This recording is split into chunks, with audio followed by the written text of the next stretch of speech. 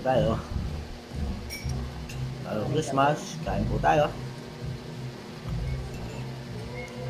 Ano yan?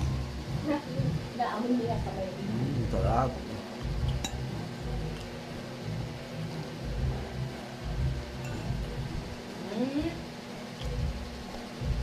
Nandito natutulog si Pepe daw.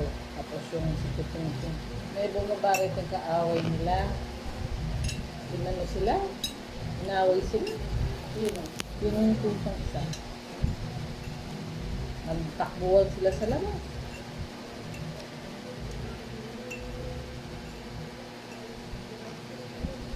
Hmm?